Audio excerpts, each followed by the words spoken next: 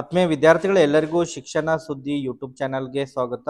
ಈ ಒಂದು ವಿಡಿಯೋದಲ್ಲಿ ನಾಳೆ ನಡೆಯಲಿರುವಂತಹ ಮುರಾರ್ಜಿ ಪ್ರವೇಶ ಪರೀಕ್ಷೆಯ ತಯಾರಿಗಾಗಿ 2023ರ ಪ್ರಶ್ನೆ ಪತ್ರಿಕೆಯನ್ನ ತಮಗೆ ಈ ಒಂದು ವಿಡಿಯೋದಲ್ಲಿ ತಿಳಿಸ್ಕೊಡ್ತೀನಿ ವಿದ್ಯಾರ್ಥಿಗಳು. ಈಗಾಗಲೇ ನಮ್ಮ ಒಂದು ಯೂಟ್ಯೂಬ್ ಚಾನೆಲ್ಗಳ ಮೂಲಕ 2021, 22 ಮತ್ತು 24ನೇ ಸಾಲಿನ ಪ್ರಶ್ನೆ ಪತ್ರಿಕೆಯನ್ನ ಈಗಾಗಲೇ ಸಾಲ್ವ್ ಮಾಡಿದ್ದೀವಿ. ಅದನ್ನ ತಾವು ವೀಕ್ಷಣೆ ಮಾಡಿಲ್ಲ ಅಂತ ಹೇಳಿದ್ರೆ ಈ ಒಂದು ವಿಡಿಯೋದ ಡಿಸ್ಕ್ರಿಪ್ಷನ್ ಬಾಕ್ಸ್ ನಲ್ಲಿ ಅದರ ಜೊತೆಗೆ ಎಂಡ್ ಸ್ಕ್ರೀನ್ ಅಲ್ಲೂ ಕೂಡ ಆ ಒಂದು ವಿಡಿಯೋಗಳ ಲಿಂಕ್ ಅನ್ನ ಹಾಕಿರ್ತೇನೆ. ಅಲ್ಲಿಂದ ಹೋಗಿ ತಾವು ಅದನ್ನ ವೀಕ್ಷಣೆ ಮಾಡ್ಕೋಬಹುದು ಸ್ನೇಹಿತರೆ.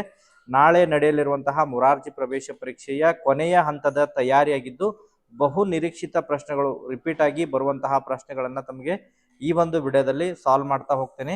ಸೊ ಪ್ರತಿಯೊಬ್ರು ಕೂಡ ವಿಡಿಯೋಗೆ ಒಂದು ಲೈಕ್ ಕೊಟ್ಟು ಇನ್ನೂ ಕೂಡ ತಾವು ಚಾನೆಲ್ ಅನ್ನ ಸಬ್ಸ್ಕ್ರೈಬ್ ಆಗಿಲ್ಲ ಅಂತ ಹೇಳಿದ್ರೆ ದಯವಿಟ್ಟು ಚಾನೆಲ್ ಅನ್ನ ಸಬ್ಸ್ಕ್ರೈಬ್ ಆಗಿ ನೋಟಿಫಿಕೇಶನ್ ಆನ್ ಮಾಡ್ಕೊರಿ. ಇದರಿಂದ ನಿಮಗೆ ನಾವು ಹಾಕ್ತಾ ಇರುವಂತಹ ಪ್ರತಿಯೊಂದು ವಿಡಿಯೋಗಳ ಅಪ್ಡೇಟ್ಗಳು ತಮಗೆ ದೊರಕ್ತಾ ಇರ್ತವೆ.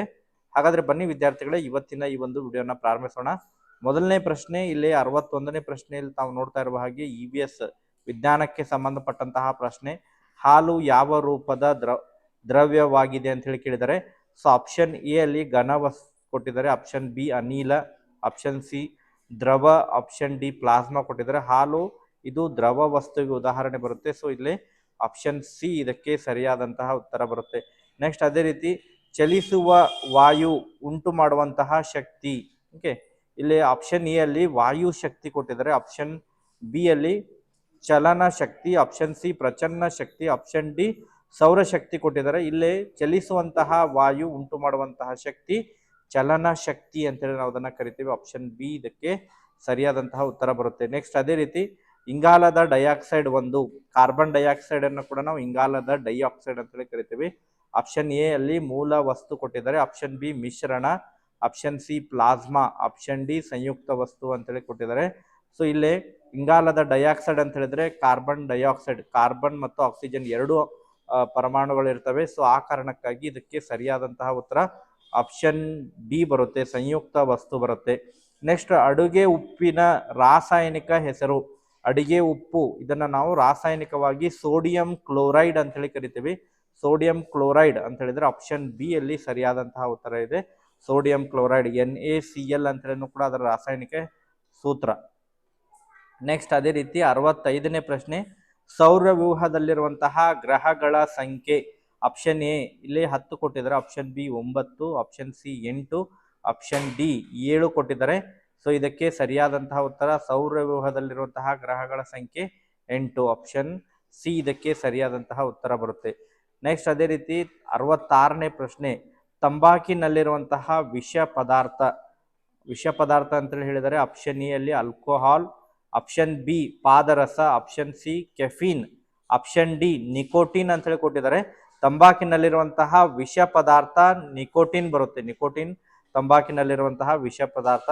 ನೆಕ್ಸ್ಟ್ 67ನೇ ಪ್ರಶ್ನೆ, ವಿಟಮಿನ್ ಬಿ ಕೊರತೆಯಿಂದ ಬರುವಂತಹ ರೋಗ. ವಿಟಮಿನ್ ಬಿ ಕೊರತೆಯಿಂದ ಬರುವಂತಹ ರೋಗ ಅಂತ ಹೇಳಿದ್ರೆ ಬೇರಿ ಬರುತ್ತೆ, ಬೇರಿ ರೋಗ.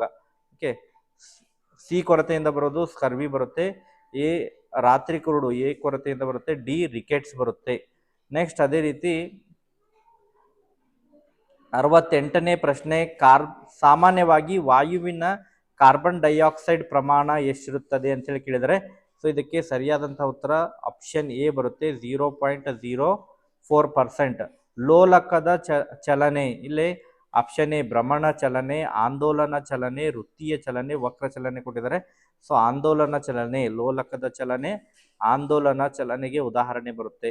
ನೆಕ್ಸ್ಟ್ ಅದೇ ರೀತಿ 70ನೇ ಪ್ರಶ್ನೆ, ಕಿತ್ತಳೆ ಹಣ್ಣಿನಲ್ಲಿ ಹೆಚ್ಚಾಗಿರುವಂತಹ ಜೀವಸತ್ವ. ಸೊ ಕಿತ್ತಳೆ ಹಣ್ಣು ಆಪ್ಷನ್ ಬಿ ಬರುತ್ತೆ, ಸರಿಯಾದಂತಹ ಉತ್ತರ. ನೆಕ್ಸ್ಟ್ ಸೌರವ್ಯೂಹದಲ್ಲಿ ಅತ್ಯಂತ ಪ್ರಕಾಶಮಾನವಾದಂತಹ ಗ್ರಹ ಅಂತ ಹೇಳಿದ್ರೆ ಶುಕ್ರ ಗ್ರಹ, ಇದಕ್ಕೆ ಸರಿಯಾದಂತಹ ಉತ್ತರ ಬರುತ್ತೆ. ನೆಕ್ಸ್ಟ್ ಅದೇ ರೀತಿ 72ನೇ ಪ್ರಶ್ನೆ, ಆನೆಯ ಸರಾಸರಿ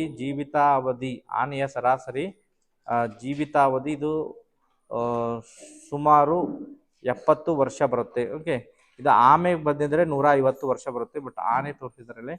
ನೆಕ್ಸ್ಟ್ ತೆಂಗು ಯಾವ ಗುಂಪಿಗೆ ಸೇರಿದೆ? ತೆಂಗು ಇಲ್ಲೇ ಬಹುವಾರ್ಷಿಕ ಸಸ್ಯಕ್ಕೆ ಉದಾಹರಣೆ ಬರುತ್ತೆ.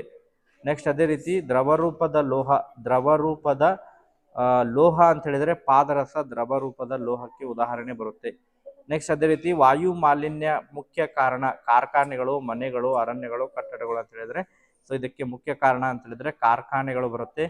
ನೆಕ್ಸ್ಟ್ ಅದೇ ರೀತಿ ಈ ಕೆಳಗಿನ ಯಾವ ಕೇಂದ್ರಾಡಳಿತ ಪ್ರದೇಶ ಕೇಂದ್ರ ಸರ್ಕಾರದ ನೇರ ಆಳ್ವಿಕೆಗೆ ಒಳಪಡುವುದಿಲ್ಲ ಅಂತ ಹೇಳಿದರೆ ಅಂಡಮಾನ್ ನಿಕೋಬಾರ್, ಪುದುಚೇರಿ, ಲಕ್ಷದ್ವೀಪ ಮತ್ತು ಚಂಡೀಗಢ ಅಂತ ಹೇಳಿದರೆ ಸೊ ಇಲ್ಲಿ ಅಂಡಮಾನ್ ಮತ್ತು ನಿಕೋಬಾರ್ ಬರುತ್ತೆ. ನೆಕ್ಸ್ಟ್ 77ನೇ ಪ್ರಶ್ನೆ, ಇಂಗ್ಲೆಂಡಿನ ಗ್ರೀನ್ವಿಚ್ ಮೂಲಕ ಹಾದು ಹೋಗುವಂತಹ ರೇಖಾಂಶವನ್ನು ನಾವು ಪ್ರಧಾನ ರೇಖಾಂಶ ಅಂತ ಹೇಳಿ ಕರಿತೀವಿ. ಸೊ ಆಪ್ಷನ್ ಸಿ ಇದಕ್ಕೆ ಸರಿಯಾದಂತಹ ಉತ್ತರ ಬರುತ್ತೆ. ಭೂಮಿಯ ದೈನಂದಿನ ಚಲನೆಯ ಕಾಲ, ಭೂಮಿಯ ದೈನಂದಿನ ಚಲನೆಯನ್ನು ನಾವು 48 ಗಂಟೆ ಅಂತೇಳಿ ನಾವು ಕರಿತೀವಿ. ಸಾರಿ 24 ಗಂಟೆ, ಇದೆಲ್ಲ 24 ಗಂಟೆ ಬರುತ್ತೆ. ನೆಕ್ಸ್ಟ್ ರಬ್ಬರ್ ಯಾವ ರೀತಿಯ ಕಸ ಒಣ ಕಸ, ಮಿಶ್ರ ಕಸ, ಹಸಿ ಕಸ, ಈ ತ್ಯಾಜ್ಯ, ಇದು ಒಣ ಕಸಕ್ಕೆ ಉದಾಹರಣೆ ಬರುತ್ತೆ. ನೆಕ್ಸ್ಟ್ 80ನೇ ಪ್ರಶ್ನೆ, ಭಾರತವು ವಿಸ್ತೀರ್ಣದಲ್ಲಿ ಭೂ ಪ್ರಪಂಚದ ಡ್ಯಾಶ್ ಸ್ಥಾನದಲ್ಲಿ ಅಂತ ಹೇಳಿ ಕೊಟ್ಟಿದ್ದಾರೆ. ಸೊ ಇದಕ್ಕೆ ಸರಿಯಾದಂತಹ ಉತ್ತರ ಅಂತ ಹೇಳಿದ್ರೆ ಆಪ್ಷನ್ ಡಿ ಇದಕ್ಕೆ ಸರಿಯಾದಂತಹ ಉತ್ತರ ಬರುತ್ತೆ. ನೆಕ್ಸ್ಟ್ ಅದೇ ರೀತಿ 81ನೇ ಪ್ರಶ್ನೆ, ತಾಜ್ ಮಹಲ್ ಇರುವ ಸ್ಥಳ. ಸೊ ತಾಜ್ ಮಹಲ್ ಇಲ್ಲಿ ದೆಹಲಿ ಅಲ್ಲ, ಜೈಪುರ್ ಅಲ್ಲ, ಆಗ್ರಾ ಬರುತ್ತೆ. ಸೊ ಆಗ್ರಾದಲ್ಲಿ ತಾಜ್ ಮಹಲ್ ಇದೆ. ಆಪ್ಷನ್ ಸಿ ಇದಕ್ಕೆ ಸರಿಯಾದಂತಹ ಉತ್ತರ ಬರುತ್ತೆ. ನೆಕ್ಸ್ಟ್ ಅದೇ ರೀತಿ 82ನೇ ಪ್ರಶ್ನೆ, ಪದ್ಮಶ್ರೀ ಮತ್ತು ಅರ್ಜುನ್ ಪ್ರಶಸ್ತಿ ಪಡೆದಿರುವಂತಹ ಪ್ಯಾರಾ ಅಥ್ಲೆಟಿಕ್ ಯಾರು ಅಂತ ಹೇಳಿ ಕೇಳಿದ್ದಾರೆ. ಸೊ ಇಲ್ಲಿ ಆಪ್ಷನ್ ಎ ಇದಕ್ಕೆ ಸರಿಯಾದಂತಹ ಉತ್ತರ ಬರುತ್ತೆ, ಮಾಳತಿ ಬರುತ್ತೆ. ಸೊ ಆಪ್ಷನ್ ಎ ಇದಕ್ಕೆ ಸರಿಯಾದಂತಹ ಉತ್ತರ ಬರುತ್ತೆ. ನೆಕ್ಸ್ಟ್ ಅದೇ ರೀತಿ 83ನೇ ಪ್ರಶ್ನೆ, ಇಲ್ಲೇ ಕಬಡ್ಡಿ ತಂಡದಲ್ಲಿ ಒಂದು ಕಾಲದಲ್ಲಿ ಆಟದ ಮೈದಾನದಲ್ಲಿ ಆಡುವ ಆಟಗಾರರ ಗರಿಷ್ಠ ಸಂಖ್ಯೆ ಎಷ್ಟು ಅಂತೇಳಿ ಕೇಳಿದರೆ ಸೊ ಆಪ್ಷನ್ ಬಿ ಬರುತ್ತೆ, 7 ಇದಕ್ಕೆ ಸರಿಯಾದಂತಹ ಉತ್ತರ ಬರುತ್ತೆ. ನೆಕ್ಸ್ಟ್ 84ನೇ ಪ್ರಶ್ನೆ, ಸೌರಶಕ್ತಿ ಮೂಲ ಸೂರ್ಯ ಬರುತ್ತೆ. ಆಪ್ಷನ್ ಡಿ ಇದಕ್ಕೆ ಸರಿಯಾದಂತಹ ಉತ್ತರ ಬರುತ್ತೆ. ನೆಕ್ಸ್ಟ್ 3 ಬದಿಯಲ್ಲಿ ನೀರಿನಿಂದ ಆವೃತವಾಗಿರುವಂತಹ ಪ್ರದೇಶ, 3 ಬದಿಯಲ್ಲಿ ನೀರಿನಿಂದ, ಇದನ್ನ ನಾವು ದ್ವೀಪ ಅನ್ನಂಗಿಲ್ಲ, ಮರುಭೂಮಿ ಅನ್ನಂಗಿಲ್ಲ, ಪ್ರಸ್ಥಭೂಮಿ, ಪರ್ಯಾಯ ದ್ವೀಪ ಅಂತ ಹೇಳಿ ಕರಿತೇವೆ ನಾವು. 85ನೇ ಪ್ರಶ್ನೆ, ಆಪ್ಷನ್ ಸಿ ಇದಕ್ಕೆ ಸರಿಯಾದಂತಹ ಉತ್ತರ ಬರುತ್ತೆ. ನೆಕ್ಸ್ಟ್ ಅದೇ ರೀತಿ ಪೂರ್ವಕ್ಕೆ ಹರಿಯುವ ನದಿ, ಇಲ್ಲಿ ಶರಾವತಿ, ಮಹಾನದಿ, ನೇತ್ರಾವತಿ, ನರ್ಮದಾ ಕೊಟ್ಟಿದ್ದಾರೆ. ಸೊ 86ನೇ ಪ್ರಶ್ನೆಗೆ ಸರಿಯಾದಂತಹ ಉತ್ತರ ಅಂತ ಹೇಳಿದ್ರೆ ಆಪ್ಷನ್ ಬಿ ಬರುತ್ತೆ, ಮಹಾನದಿ. ನೆಕ್ಸ್ಟ್ ಸುತ್ತಲೂ ನೀರಿನಿಂದ ಆವೃತವಾಗಿರುವಂತಹ ಭೂಮಿ,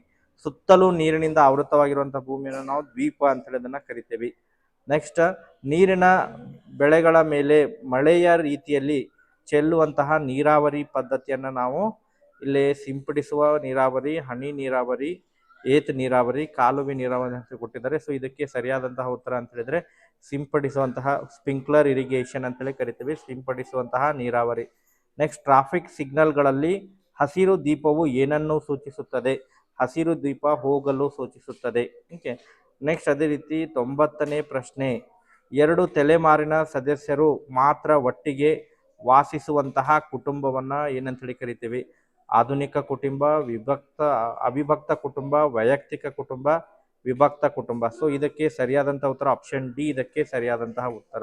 ನೆಕ್ಸ್ಟ್ ಕೊಡಗು ಬುಡಕಟ್ಟು ಜನರು ವಾಸಿಸುವಂತಹ ಜಿಲ್ಲೆ. ಈ ಪ್ರಶ್ನೆ ಅನೇಕ ಬಾರಿ ಪ್ರಶ್ನೆ ಪತ್ರಿಕೆಯಲ್ಲಿ ರಿಪೀಟ್ ಆಗಿದೆ. ಸೊ ಇದು ಆಪ್ಷನ್ 91ನೇ ಪ್ರಶ್ನೆಗೆ ಆಪ್ಷನ್ ಎ ಇದಕ್ಕೆ ಸರಿಯಾದಂತಹ ಉತ್ತರ ಬರುತ್ತೆ. ನೆಕ್ಸ್ಟ್ 92ನೇ ಪ್ರಶ್ನೆ, ಕೆಳಗಿನ ಕ್ರೀಡೆಗಳಲ್ಲಿನ ಸಾಹಸ ಕ್ರೀಡೆ. ಸೊ ಸಾಹಸ ಕ್ರೀಡೆ ಫುಟ್ಬಾಲ್ ಅಲ್ಲ, ರಾಕ್ ಕ್ಲೈಂಬಿಂಗ್, ಕಬಡ್ಡಿ, ಖೋ ಖೋ. ಇಲ್ಲಿ ರಾಕ್ ಕ್ಲೈಂಬಿಂಗ್ ಬರುತ್ತೆ, ಆಪ್ಷನ್ ಬಿ ಸರಿಯಾದಂತ ಉತ್ತರ ಬರುತ್ತೆ. 93ನೇ ಪ್ರಶ್ನೆ, ಇಲ್ಲೇ ಜೀವದ್ರವ ಅಂತ ಹೇಳಿದ್ರೆ ನೀರು ಜೀವದ್ರವಕ್ಕೆ ಉದಾಹರಣೆ ಬರುತ್ತೆ. ನೆಕ್ಸ್ಟ್ ಕಾಶ್ಮೀರದಲ್ಲಿ ಮನೆಗಳನ್ನು, ಕಾಶ್ಮೀರದಲ್ಲಿ ಆಗಿದೆ, ಆಕ್ಚುಲಿ ಇದು ಕಾಶ್ಮೀರದಲ್ಲಿ ಆಗಬೇಕು. ಕಾಶ್ಮೀರದಲ್ಲಿ ಮನೆಗಳನ್ನು ನಿರ್ಮಿಸಲು ಬಳಸುವಂತಹ ಸಾಮಗ್ರಿ, ಬಳಪದ ಕಲ್ಲು, ಮರಳುಗಲ್ಲು, ಮರದ ದಿಂಬುಗಳು, ಕಡಪ ಕಲ್ಲು ಅಂತ ಹೇಳಿ ಕೊಟ್ಟಿದ್ದಾರೆ. ಸೊ 94ನೇ ಪ್ರಶ್ನೆಗೆ ಸರಿಯಾದಂತಹ ಉತ್ತರ ಅಂತ ಹೇಳಿದ್ರೆ ಆಪ್ಷನ್ ಸಿ ಇದಕ್ಕೆ ಸರಿಯಾದಂತಹ ಉತ್ತರ ಬರುತ್ತೆ, ಮರದ ದಿಂಬುಗಳು. ನೆಕ್ಸ್ಟ್ 95ನೇ ಪ್ರಶ್ನೆ, ಇಲ್ಲೇ ಸಮುದ್ರ ತೀರ ಸಾಮಾನ್ಯವಾಗಿ ಡ್ಯಾಶ್ ನಿಂದ ಕೂಡಿರುತ್ತದೆ? ಮರಳು ಮತ್ತು ಪುಡಿಕಲ್ಲು. ಆಪ್ಷನ್ ಬಿ ಕಲ್ಲು ಮತ್ತು ಬಂಡೆಗಳು, ನದಿ ಮತ್ತು ಕಣಿವೆಗಳು, ಮಣ್ಣು ಮತ್ತು ಕೆಸರು. ಇಲ್ಲಿ 95ನೇ ಪ್ರಶ್ನೆಗೆ ಸರಿಯಾದಂತಹ ಉತ್ತರ ಅಂತ ಹೇಳಿದ್ರೆ ಆಪ್ಷನ್ ಎ ಬರುತ್ತೆ, ಮರಳು ಮತ್ತು ಪುಡಿ ಕಲ್ಲುಗಳು ಬರುತ್ತೆ. ನೆಕ್ಸ್ಟ್ 96ನೇ ಪ್ರಶ್ನೆ, ಟೆಲಿವಿಷನ್ ಕಂಡು ಹಿಡಿದ ವಿಜ್ಞಾನಿ. ಇಲ್ಲಿ ಟೆಲಿವಿಷನ್ ಕಂಡುಹಿಡಿದಂತಹ ವಿಜ್ಞಾನಿ ಅಂತ ಹೇಳಿದ್ರೆ ಜಾನ್ ಬಿಯರ್ಡ್ ಬರುತ್ತೆ 96ನೇ ಪ್ರಶ್ನೆ. ಸೊ ಇದಕ್ಕೆ ಮಾರ್ಕೋನಿ ಅಲ್ಲ, ಗ್ರಹಾಂ ಬೆಲ್ ಅಲ್ಲ, ರೈಟ್ ಸಹೋದರರಲ್ಲ. ಸೊ ಇಲ್ಲಿ ಜಾನ್ ಬಿಯರ್ಡ್ ಬರುತ್ತೆ, ರೈಟ್ ಸಹೋದರರು. ಓಕೆ, ಇಲ್ಲಿ ವಿಮಾನ ಕಂಡುಹಿಡಿದವರು.